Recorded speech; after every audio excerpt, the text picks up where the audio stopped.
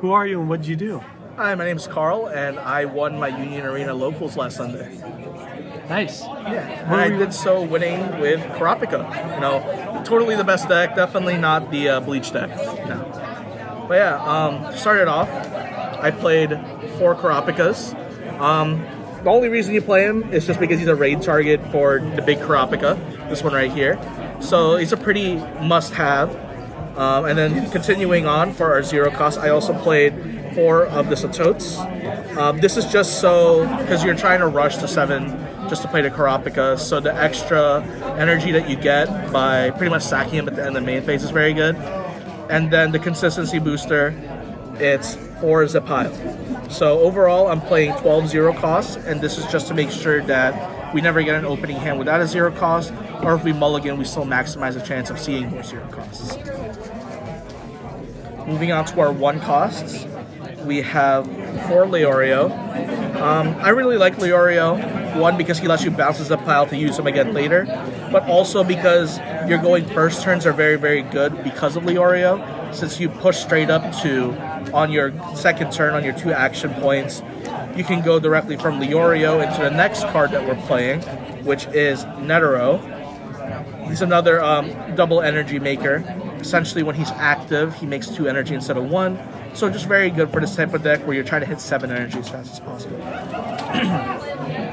We do play 1 more 2 cost, and that's the single Kurapika. I only play this just in case, just because he has impact and also he's a raid target. He's not actually all that good by himself, since the impact is not active unless you have a 5k character or higher, which is really just any Kurapika with Emperor Time or the 7 cost Kurapika. For 3 costs, we have 4 of the 2 energy Kurapika. Very good card, probably the card that we want to see the most, just because it gets really big, just cause. And also, it's one of the better Kurapikas to have in the bench to raid into. And then we also have 2 Basho. Some people are playing 3, but I don't think the step is actually all that important, especially with Bleach being able to just remove it. You want to make sure that you stay at 7 and that you don't get derailed by that by other decks. So just 2.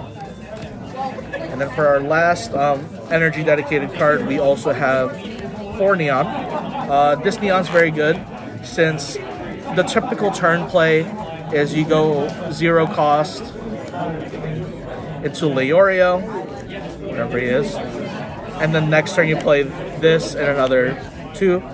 So when you play Neon on 7, this is totaling 7. If you somehow magically hit the Kurapika, you can raid on your Kurapika right away. So definitely a very explosive card. Anything that it plays does come out active, so you're able to put pressure on it right away. So overall, has to be 4 of, even though it costs 2 action points, still a very good card. And then our limiteds, we got 4 of the Hunter License. Just helps you make more explosive plays earlier, and also the final trigger that no one ever hits. Well, actually everyone hits except for me. And then also 4 Emperor Times. One of the best cards in our deck, mostly 1 because the trigger is very good, good removal, but also giving any of our Kurapika snipe when most of them have impact is very, very good. So yeah, for some of my flex spots, I am playing 2 Leorios. I really like Leorio. It's kind of an additional win con, being able to give itself impact, and also in the later games, more simplified game states, you're almost always strong off his effect, since they can't afford to lose the body and take the damage. I also have the 1 Hisoka. Only reason I play him is the 4k body, and you can force your opponent to block. So against Bleach, all their bodies are pretty much 4ks after the raid. So if you have the Hisoka still on board, you can make them block with it. If you don't have any Emperor Times, just to make sure that you're clearing board effectively. Then the most important cards in our deck, we have 4 of the Stacker Kurapika. The best part about this is it has impact, but it's also a 4k body, so it's just a very large body. It sticks around very well, lets you keep up playing the game by manipulating the top card of your deck, so you always see the pieces that you need. And then supplementing that, we're also playing, the only reason this deck really works, it is 4 of the Raid Kurapika.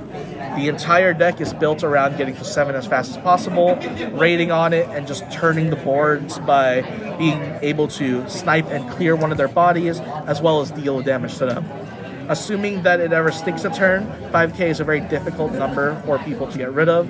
So once this is out and it stays for a turn, pretty safe to say you're sticking with it the rest of the game. So yeah, that's the main deck. And obviously we have to play with action points, and I'm playing with my bias, twice Jihyo.